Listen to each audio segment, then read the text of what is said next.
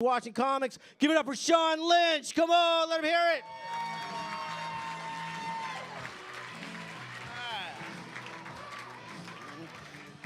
Hello, California. Greetings and salutations. It's good to be here. It's really, really good to be here in California. I just moved here 5 days ago. True story. Moved here. I'm so glad to be here because if I stayed in New York one more day, it would have killed me. It was gaining on me.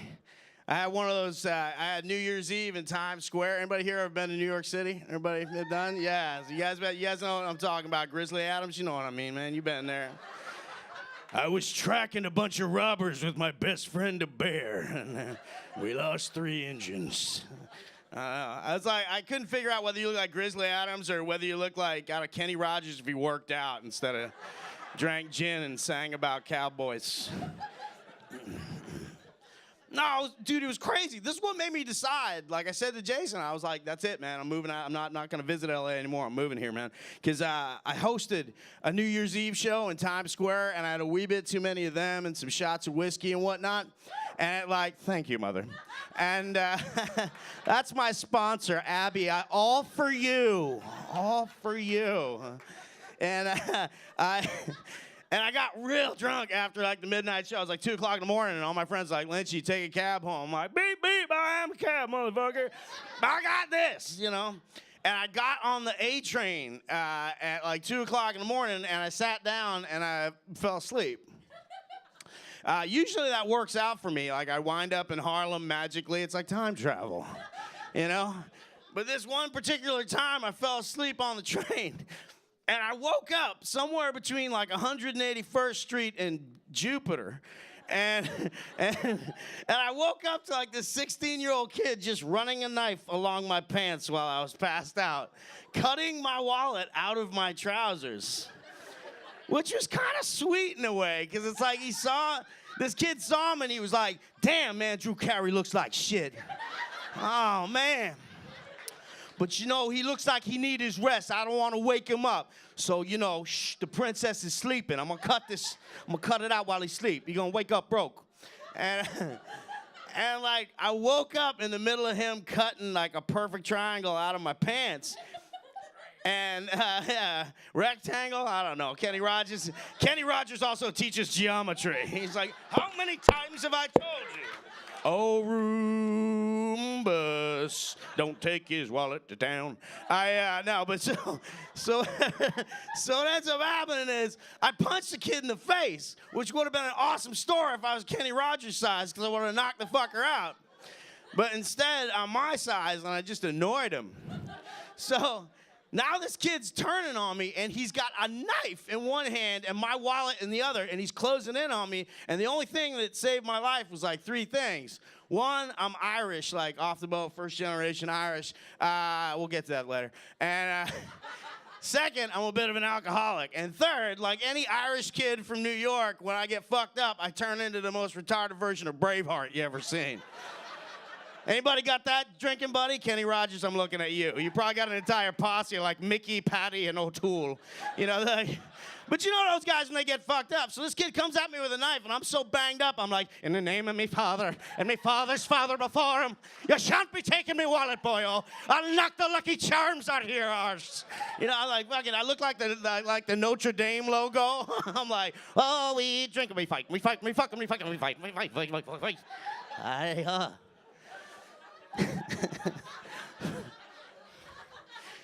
And we laughed and laughed. And then I read him a poem about me father, and he cried. No. That didn't happen. But seriously, I said to him, he already had my wallet. And I was like, look, fucker, just take the wallet, take the cash, just please give me back my license, because I'm going to have to drive again when I move to L.A. And he looked at me and went, faggot, and then he left with the knife and the wallet. And you know what's weird, fellas? That isn't even the bad part of the story. They didn't take my phone, so like an idiot, I'm like, got on Twitter, I'm like, can't believe I got mugged on New Year's Day. Fuck this city, beep, send. And like 2 days later, I show up at the comedy club, and all these like comedians decided to have an intervention. which is great, man. I got to tell you, as a guy in my 40s getting an intervention from a bunch of millennials, it was really fucking interesting. you ever get guys, you guys get your age, you ever get a millennial give you advice? They'll be like, you know, red meat's really bad for you. Is this cocaine gluten-free? Hope it was worth it. I just, traded a newborn for it in the bathroom. I think I got ripped off. No. I blame you. But so what ends up happening is, oh.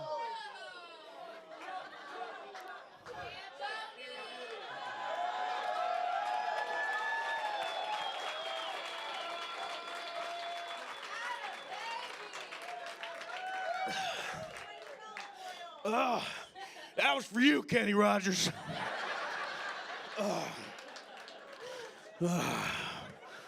So when I smashed my Vespa scooter into the 405, you'll write a song about me.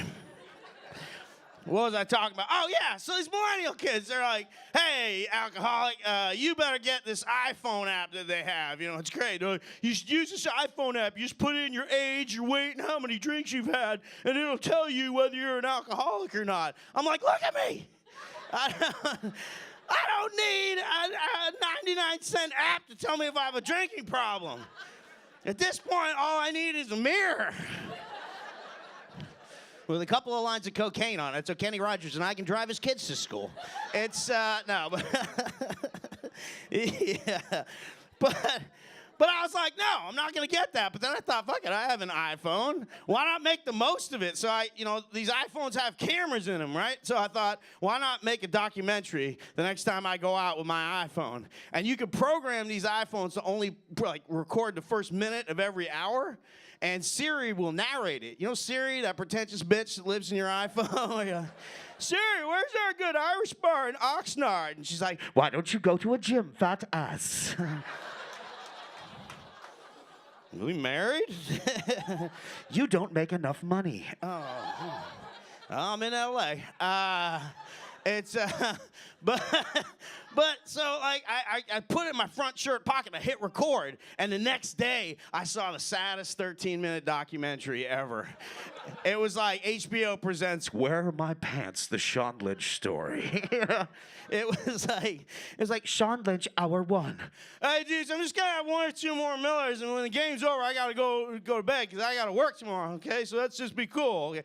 Hour 2, Sweet Caroline. Bop, bop, bop. Yeah. Hour 3, I fight all you dudes.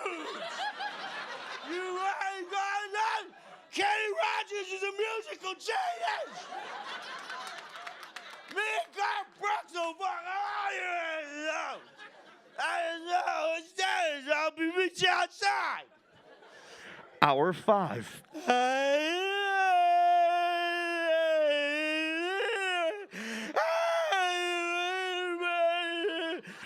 Hour 7. Look, baby.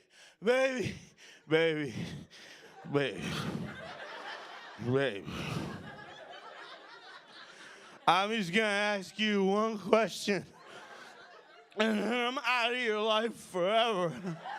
Okay? Can I have a Big Mac and 2 large French fries? You want to make out? It's my birthday.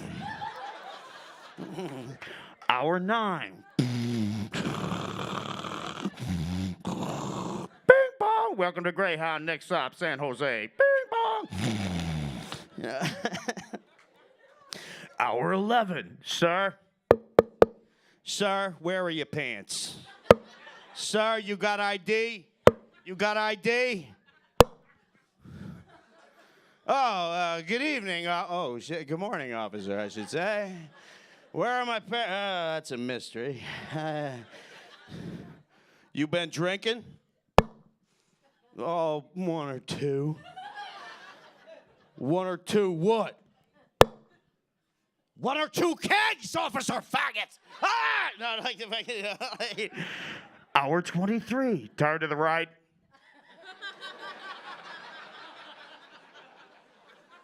Turn to the left. Curtsy. Jazz hands. We're 27. Oh, you gonna like this, bitch. Wait. One at a time, fellas. I am not a machine. Some of us need a little romance.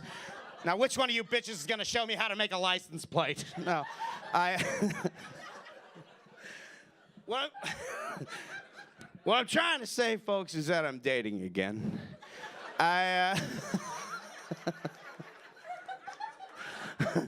I'm dating again in Los Angeles, and all these young cats, these handsome young bucks that I'm working with in the comedy tour, they're like, oh, if you want to meet somebody, Lynch, you should go on Tinder. Go on Tinder or Bumble or Too Many Goats or Not Enough Fish. Or, you're on TV, you'll do okay.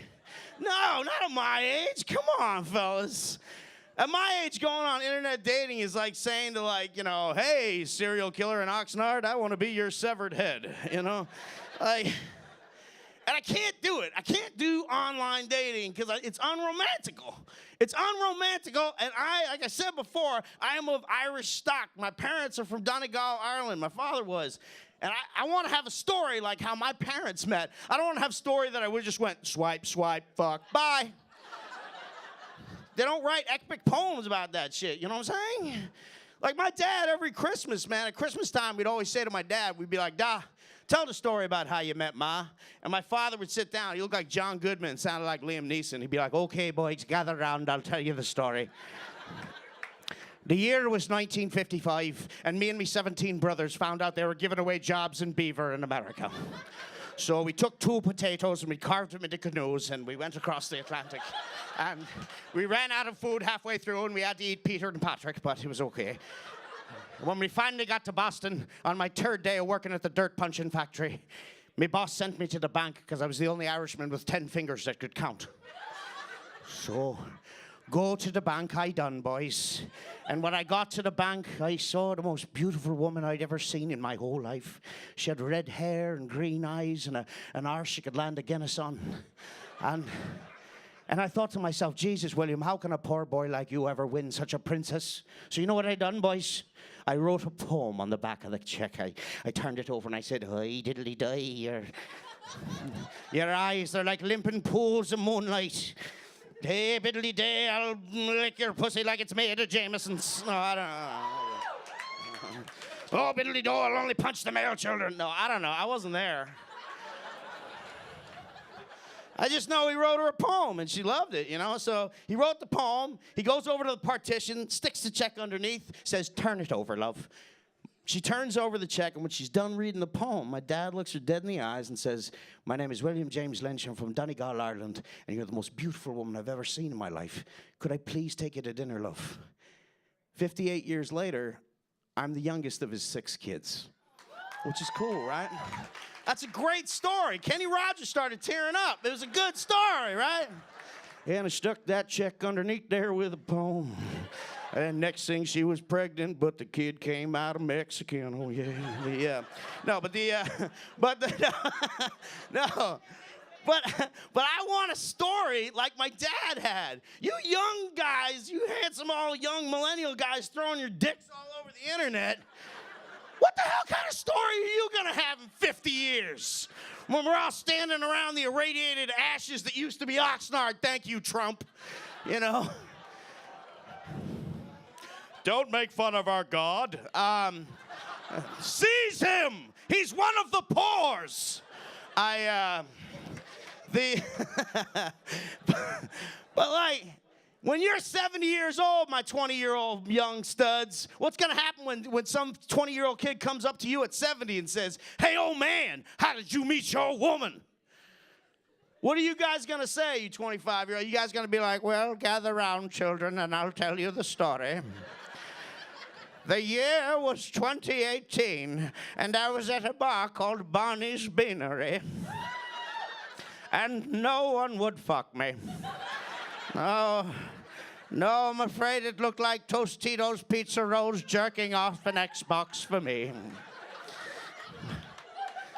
What I used to call Christ debating, because you had to cry and masturbate at the same time. Anyway, it was It looked like it was hopeless, but luckily I had my iPhone on me, which is how we used to communicate back then before the aliens put the V-chips in our buttholes.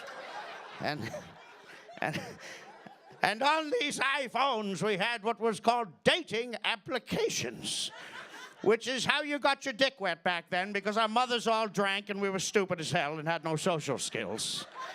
And I went on to a dating application called Tinder.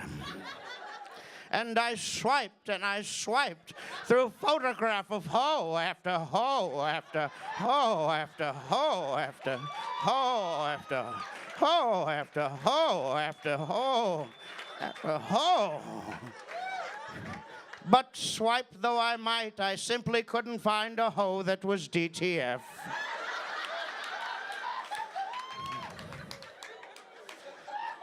Luckily, on swipe 927, I swiped on a photograph of a hoe, and what a hoe she was, children.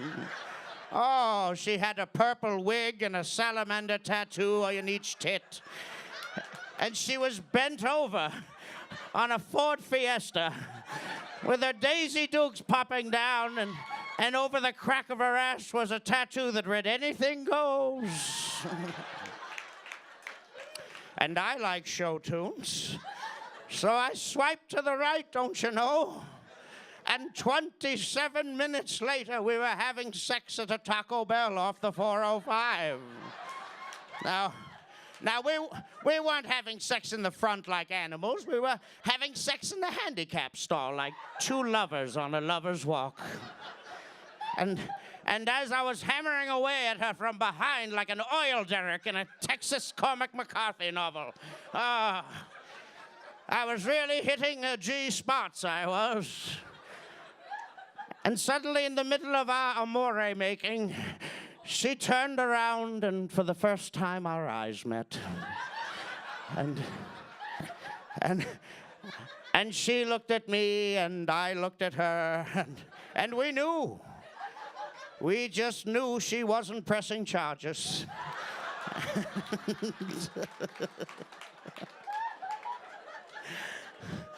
Finally, she says to me, hey, do you mind if we go back to my place in Santa Monica? And I couldn't deny my lady love, so we took a $5,000 Uber back to her apartment.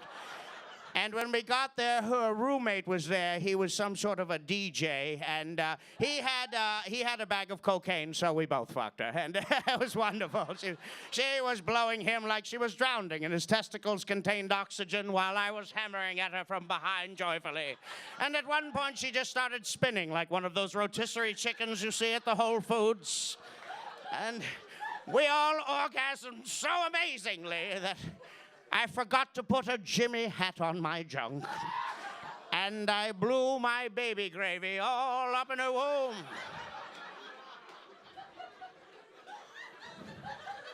And that's how your father was born. Folks, that is my time. California, I love you. It's good to be here.